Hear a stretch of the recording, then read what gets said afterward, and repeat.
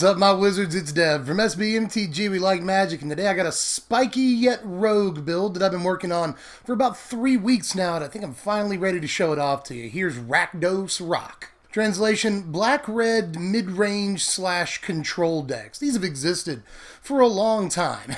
Almost every format. Somebody tries to put together a black-red or often black-white mid-range deck that just has a bunch of good stuff and good removal in it, but it mostly peters out. And that's usually because of two things. I'll tell you right off the bat. One of the reasons is because decks like this usually don't have enough powerful card draw in them to really see enough of their deck. They're full of threats and removal, but they're basically at the mercy of fate when it comes to drawing all their good stuff. They just really don't filter or draw cards well enough. And another reason is because they're just not typically good, especially game one, against like straight up control decks that play blue and have counter spells and stuff. We have a problem resolving our threats. But as of now, actually, in this format, I think we have plenty of tools to solve both of those traditional problems with this deck. And you couple that with the fact that black and red are at the strongest we've seen them in Standard in years, and you've got a deck that can win you some games. So let me show what we've done here. Well, just like a lot of other control decks on the channel, I'll start with the removal first. It's one of the most important parts of our entire deck. We sort of live and die by a removal package, and we have access to a lot of really good stuff in these two colors right now. So key in this format right now is early interaction. We can't afford to fall behind or we'll just die. There's just too many decks right now that you have the possibility of running into that can just overwhelm you on board presence relatively early in the game. We can't let that happen. So with that in mind, the first couple of pieces of removal I'm going to show you are both one-drop removal spells. We're going to play 3 copies of Fatal Push and 2 copies of Magma Spray. Now, don't necessarily look at this like a 3 of and a 2 of. This is essentially a 5 of. We have 5 different 1-mana removal spells that we can either start the game with or maybe pile on top of a 2-mana removal spell on turn 3. That can sometimes be very important too. Now, we've got Evolving Wilds and a couple of other pieces in the deck to help revolt that Fatal Push, so it's still one of the best removal spells in the format, but I'm not going to play all 4 copies of it because I want to leave room for a couple of copies of Magma Spray in the deck. This is a surprisingly good 1-drop removal spell right now. It doesn't look like it does much, but let me bring it to you here. It kills Earthshaker Kenra forever, Champion of Wits forever. You never have to worry about either of those, and Embalming, Eternalizing, whatever. And Blue-White Eternalize. It's actually a real deck right now, and obviously you'll see Earthshaker Kenra everywhere. You can kill Glintsleeve Siphoner with it. It'll never come back because of the Scarab God or God Pharaoh's Gift. It hoses cards that those decks really like even things like Sacred Cat. You'll never have to worry about Cat coming back as a 4/4 lifelinker. You'd be surprised the amount of time that Magma Spray is a ridiculous card. But we need more early game interaction than that, so I'm also going to play 4 copies of Abrade and 1 copy of Cut to Ribbons. Now, Abrade is actually really, really good right now, It kills God Pharaoh's Gift, which is something that we will occasionally have to worry about. Kills Heart of Kiran because Mardu Vehicles decks are becoming a real force in this format right now. And it kills the Blue-White Monument deck that's up and coming. It actually won an event over this past weekend. And it's, I believe, won an event in Haruruya Games in Japan. So that deck is actually becoming a real force in this format. You got to watch out for those monuments. Abrade's good against all of these. There's a few things Cut to Ribbons can do for you, but mostly it's just a 5th piece of cheap early removal. And of course, Ribbons can just be a great way to close out the game late when you got a lot of mana available. And there's actually a way in this deck that we can do that even easier than usual, but we'll get to that a little bit later. For now, I'm just going to sort of do the cleanup squad for the removal. We're going to play 4 copies of Doomfall, 2 copies of Sweltering Suns, and 2 Vraska's Contempt. Well, Doomfall is actually an insanely effective spell right this second, We've got the removal to get rid of pretty much everything except for Hazoret against Mono Red, and Hazored is what people are calling it nowadays. But this can take out a Hazoret if it's the only creature on the battlefield, which we can easily contrive that situation with all the other removal that we're playing. Another cool thing about Doomfall is that it cuts down on the amount of Vraska's Contempts that we actually have to play in the main deck, at least effectively. Because a lot of the things that Vraska's Contempt is looking to kill specifically are things like Rekindling Phoenix, Hazoret, obviously, the Scarab God. Most of these are 4- and 5-mana creatures. Glorybringer is another one. So with Doomfall, we can just on turn 3, before they can play any of those cards, even if we're on the draw, we can just get them out of their hand proactively and not have to worry about burning or drawing a Vraska's Contempt on those. And lastly, with Doomfall, you may have noticed I've got a lot to say about this card. I really have to justify this playset, but I think it's well worth it in this format right now. Not only does Doomfall do all those things, but it also gives us at least a decent Game 1 card against Control. You'll note that we have a lot of removal in this deck. That doesn't do a whole lot against our one bad matchup, which is Control. Well, Doomfall is a way to remove creatures, yes, and against Control, remove creatures like Torrential Gearhulk or Scarab God that are likely to be their only creatures on the battlefield at any given time, so that can sometimes be important. But also to get counter spells out of their hand, so that we can resolve the big threats that we need to resolve in order to win the game against other Control decks. Now, the other two are relatively self-explanatory. Sweltering Suns is just so we have a sweeper against all these creature-based decks on turn 3 whenever we can. This is just as good against a lot of decks right now on turn 5 or 6 as it is on turn 3. There are decks that go over it, but most aggro decks will be completely blown out by Sweltering Suns, even in the mid to late-ish games. So I don't worry about playing too many copies of Sweltering Suns, although it is worth noting you could play more if you wanted to, if you're really worried about aggro at your F&M. We're not playing really any creatures on the lower end of the curve. You'll notice, and I'm sure you've already asked why I'm not playing Glennsleeve.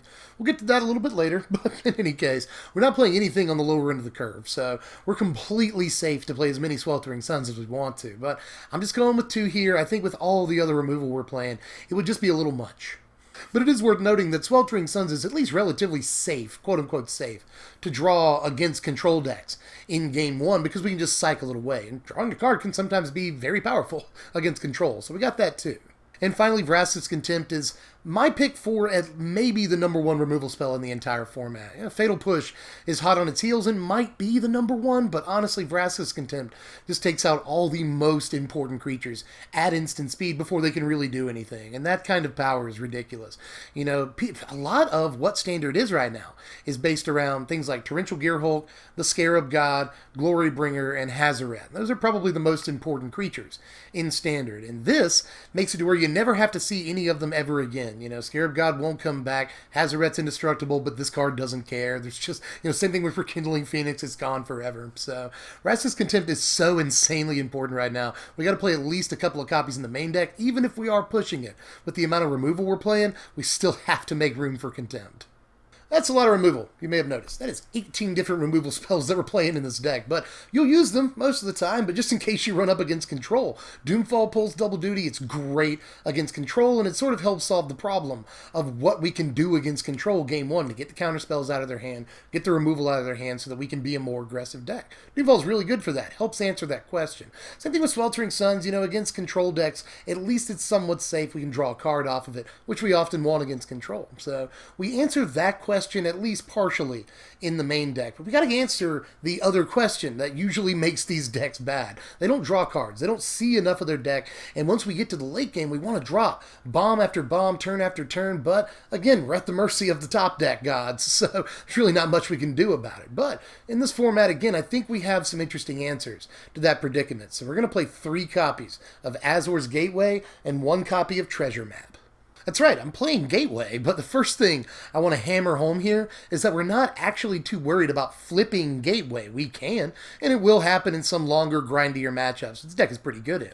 But occasionally it'll happen, but we're not actually over worried about flipping this card. It's essentially 1 mana, draw a card, and then you'll exile a card from your hand, sure, but this is a 2-mana artifact, doesn't stretch the mana base in any way. You can get it down as early as turn 2, and it draws you an extra card every single turn. It amounts just to card filtering, and you're going to have to make some decisions about what you exile sometimes, but this is still a relatively cheap artifact that's super cheap to activate and allows us to see an extra card literally every turn. We never have to flip this if we don't want to, just don't exile 5 different casting costs. So that's all you have to do, and you essentially get to see an extra card off the top of your deck every turn, something this deck really, really needed. But, just in case we do flip Azor's Gateway in these longer matchups, which we can some of the time, we've got ways to win the game on the spot. We can definitely take advantage of all of that mana. You've already seen the cut to ribbons up there in the removal. If we flip Azor's Gateway, not only do we gain 5 life, but we get to untap it before we flip it. So usually we're tapping for at least 8 to 10 or 12 when we get Azor's Gateway to tap. So that's an enormous cut to ribbons out of the graveyard that can usually end the game on the spot. But we actually have another way of winning the game basically on the spot if we flip Gateway, and it's a good card in and of itself. Even if we never see Gateway, this is a card we don't mind seeing. We're going to play 3 copies of Walking Ballista to start off the threats. Obviously, this can go ballistic if you flip over Gateway, but it's fine any other time, you know? I think Ballista is actually really, really good in this format. I've seen lots of decks just sort of jamming Walking Ballista lately because it's a good card again, even outside of things like Snake. Like the Pirates deck plays 4 copies of Walking Ballista because it's decent at most points of the game, whether it's your 4-drop or your 6-drop, you really don't care. It can pick off creatures for you, another form of removal. It can get through for damage as an attacking creature. It can threaten to do weird stuff on blocks. You know, it just messes up the opponent's blocks really bad depending on what else the battlefield looks like. And of course, best thing about it, sometimes, it can just go straight to the dome and hit your opponent for a lot, growing bigger every single turn. It's a great mana sink. It's like, what? It doesn't tax the mana base? What do you not like about Walking Ballista? Not only is it a kill shot possibility in this deck, but it's fine whether you play it turn 4, turn 6, turn 12, whenever. And it's even okay as a removal spell if you don't have a ton of options on turn 2, you know? Glint Sleeve Siphoner, Earthshaker Kenra, pretty much every 1-drop in the entire format, sans Daring Buccaneer, even some 3-drops like Champion of Wits and some other stuff have 1 toughness in this format right now, so even just paying 2 mana for a Walking Ballista as a removal spell at sorcery speed is occasionally worth it. There's just too much flexibility in this card not to play it, and again, it can just kill them really late in the game, so there's that too. But here comes the money, kids. Sorry about that. We're going to play 3 copies of Chandra, Torch of Defiance in this deck because it is probably, end of the day, the best card in the deck. She just does too much that this deck specifically wants, you know? This is yet another sort of card draw engine that this deck usually doesn't have access to. Yeah, you only get the card for the turn, but that's an extra card every turn, essentially, that you draw. So that's unbelievable. That's one of the best modes on the card. And against control, this is fine if we get it resolved, because we draw more cards in them, and when we ultimate it, we win the game. Essentially, if we can get her to ultimate against control, that is one way that we can win the game against them. Obviously, if we get her to ultimate against any deck, we can easily win after that. But everything in between her +1 and her ultimate, still good. Ramp is nice, get you to Glorybringer without having to drop an extra land sometimes on your 5th turn. That's fine. And obviously, she kills creatures. There was a time that I was actually on 4 Chandra. She's that important to the deck, man. But I cut her down to 3 because we can still usually easily see a copy of Chandra in the game, especially with Gateway and Treasure Map scrying for us and stuff. So we can easily get to a copy of Chandra. I don't think we have to play all 4, and we don't want to overload on 4-drops. I've already talked about this. There are decks playing 8 to 10 4-drops and stuff in this format right now because they want to play all the 4-drops that we're playing, including Rekindling Phoenix, which we'll manage 3 copies of. Now, that is 8 4-drops. It seems pretty top-heavy, but that's pretty much the low end of what some, like, Grixis lists are running right now, so we're not too ashamed, especially considering it works. We've been working on this deck for weeks now, and I promise you, it doesn't feel too clunky to have all these cards because they are the best cards in the format. Chandra, top 5 cards in the format, easily. Vraska's Contempt, maybe the best removal in the format. Easily, again. And as far as Rekindling Phoenix, maybe possibly the best new card in all of Rivals of Ixalan, which people have been calling for a while. The thing's just unbelievably hard to actually get rid of. Most of the time, it's either this creature or the next that's going to finish the game off for us. And if we can curve into them, it's one of the hardest, like, you know, turn 4 and 5 sequences to play against in the entire format. Just Rekindling Phoenix is crazy. Just about the only thing that can take care of this is Vraska's Contempt along with Cast Out, Ixalan's Binding, but those were a little bit on the downswing in this format as people move to mono red and Grixis strategies. There's really not that much white in this format right now, so those you don't have to worry about near as much as you do Vraska's Contempt, but you'll eat a Vraska's Contempt too. That's fine. We're actually using these in a way to stretch Vraska's Contempt very thin. They're going to want to hit Glorybringer with Vraska's Contempt. They're going to want to hit this with Vraska's Contempt. At some point, they're not going to have enough Contempt to compete. So this is just a way of stretching our opponent's resources super thin. And pretty much any time we can force them into burning a removal spell other than Contempt on this and getting it back, we're winning card advantage, essentially. It just flies over for 4 every turn, wins fights in the air. This thing is super intimidating and impossible to do anything about outside of a very scarce few cards in this format. Just Rekindling Phoenix is probably, again, end of the day, maybe the #1 card from Rivals.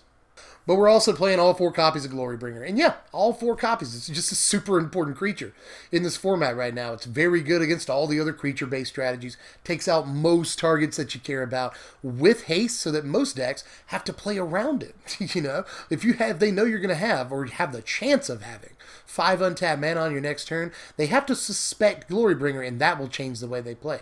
Just the presence of it is good enough. When you actually get to dropping it with haste, that's good against aggro, mid-range, control, forces an answer on the opponent in the next few turns because it's just a super fast clock that's hard to really do much about. Glorybringer, still one of the best cards in the format, one of the best ways to end a game, and even one of the best ways to kill creatures too. So we'll play all 4 copies.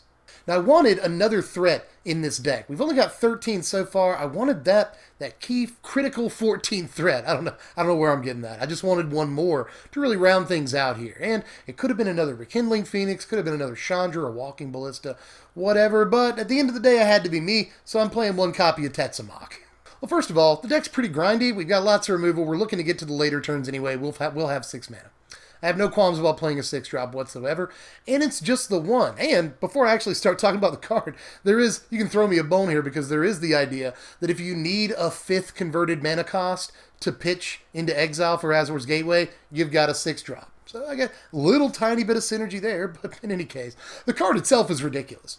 It's kind of a mana sink on like turn 3, 4, 5. You know, if on turn 3 you've got like a Braid and Reveal Texamok, that's actually not a terrible play right there because once you actually get to 6 lands, you'll already have a prey counter on at least something. And of course, there's also the play of just turn 5 hitting like 3 things with a prey counter and then turn 6, boom, Texamok. That's unbelievable too. This is a great like essentially sweeper that can just like block or attack into like anything, you know. Hazoret swinging, we don't care. Got 6/6. You know, it's not going to kill their Hazoret, but we don't care. Torrential Gearhulk, well, this completely blanks that too. There's just like, well, Scarab God, this blanks that. That's pretty cool. There's just so much that this does not care about having to block whatsoever. And even if it's the only creature on the battlefield, it'll end the game in just a few turns really easily. So I love Tetsamok. I've enjoyed our time together, so I'm just going to play the 1 copy here. Now, here's the mana base. We're playing 24 lands in this deck, which I'm sure to some ears will sound 1 land light, I would imagine. But remember, we've got Chandra in this deck to help ramp us. We've got Azor's Gateway and Treasure Map to filter cards for us, so we can get to lands if we need them. And, obviously, they flip into lands. That's more ramp, so we've got plenty of sources in this deck, and most of the action takes place in the early game. It's super easy for us to get to 4 lands, which is where, again, most of what we're trying to do is on the curve. So, I'm not too worried about playing all the lands in the world in this deck. 24 is fine, and we've got plenty of sources of each color. You know, Evolving Wilds is there not only to get the sources we need at any given time, but also because we're not really doing too much on turn 1 most of the time anyway, and we want to Revolt Fatal Push as easily as possible. Field of Ruin will also Revolt Fatal Push, and it's fixing. It is sort of fixing. And, importantly in this deck, it'll take out other Field of Ruins if you're trying to get your Gateway flipped. That's sometimes important. Now here's the sideboard right here. You'll note that most of our sideboard is dedicated to the control matchup. We're taking out a lot of removal against the control decks. So we got to side in enough stuff to combat control. That being said though, we do have something mostly against aggro, and that's Chandra's Defeat. Although even against Grixis decks, there's a case for this being sideboarded in against things like Glorybringer. But mostly, we're using this to take out Chandras. Other Chandras, we really hate Planeswalkers. That's one thing we have sort of a hard time dealing with, so we have a 1-mana answer to the most played Planeswalker in the format. That's important to have, but this will also kill Glorybringers and a ton of stuff in mono-red aggro. But as promised, most of our other cards in this sideboard are all to be sided in against control decks. Duress, Lost Legacy, both great cards against control, obviously. Direfleet Daredevil will, you know, these decks play 30 plus spells sometimes, 28 to 31. So Direfleet Daredevil will pretty much always have a target, great spell, essentially sometimes a 2-for-1 or a body that draws us cards against Grixis. Just an insane sideboard piece that I wouldn't mind jumping up to 3 copies, but I'm also going to play Glintsleeve Siphoner in the board against those control decks. We really want an early creature that draws us card. Glintsleeves is all of those things, so we'll definitely do that, but I'd rather safely play Sweltering Suns in the main deck against all these other creature-based strategies and just play more 2-mana removal in the main deck against creature-based strategies. Against the odd Grixis control deck, which again, that's like 25-30% of the format, so you will be siding these in a lot of games, but I don't think it's worth it against pure aggro, which we'll also be seeing a lot of.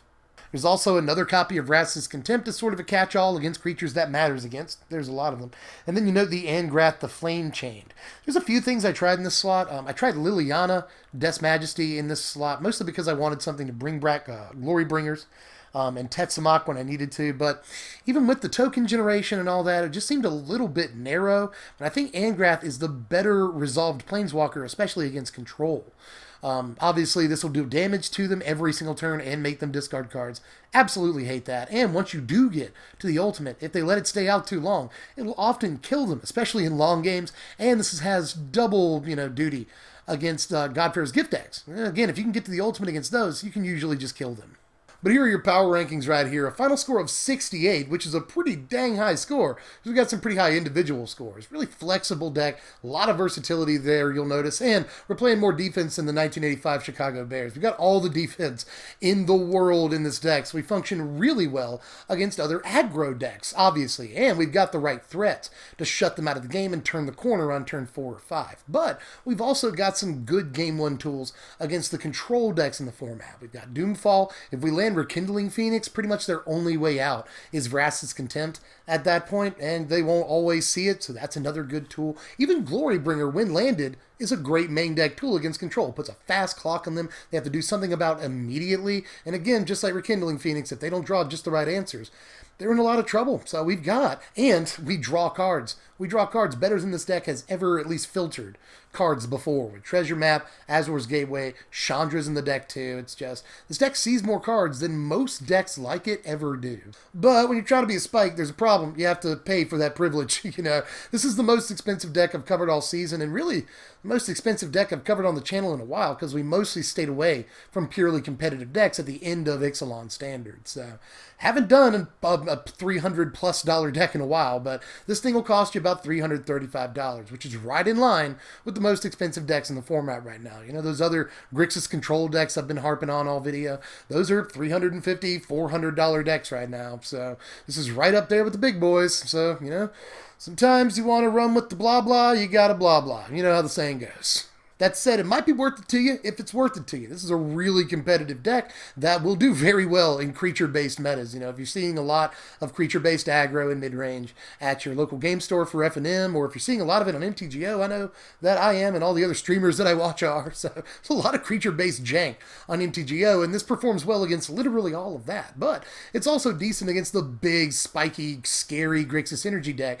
Game 1 and 12 of its sideboard slots are dedicated to beating exactly that deck. So this deck has a lot of game right now. I've got a lot of faith in it. I've worked on it for longer than I usually work on a deck because I really wanted it to be right. And I think we've gotten it into a state of being where it is a correct deck. So give this thing a shot. I've really liked it a lot. It's sort of my baby. So hope you try it out, and if you want to look at the list, you just click the very first link in the description. You know by now. That'll take you over to TCG Player. They help sponsor my content, help bring you the deck techs, and all that stuff. But they also happen to be where you're going to get this deck for the lowest price right now. If you go to a lot of other sites, this thing will cost you about $400. But on the low end right now on TCG Player, you can get this for just a little under $300, but market price is about $335, which again, way lower than a lot of sites. So if you are interested in trying this deck out, click the first link in the description and get it from the cheapest place you can possibly get it.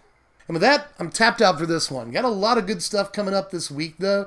We've got to analyze Rivals of Ixalan Standard. I've crunched some numbers. I've sat in front of tournament results for like hours at a time at this point, writing stuff down and keeping notes. So I'm just about ready to bring you an analysis of the first 3 weeks of Rivals of Ixalan Standard, really dig deep into the format and tell you what's going on with it. So expect that in the next couple of days. And I also got to tell you the top cards that I want reprinted in Dominaria. That's going to be a fun video, and I can't wait to put that out either. So subscribe if you're new, or if you haven't done that yet, hit the bell for the notifications. Make sure you get all that content. You can also like the video if you like the video. And if you want to, you can follow me on Twitter at SBMTGDev, or toss me $1 to support me on Patreon at patreon.com/SBMTG. And if you do that, I'll make a deal with you. I'll let you know which decks we're doing the day before we do them. That's pretty good insider info for a cheeseburger a month. So hop on over to Patreon and do that for me if you want to. Link in the description.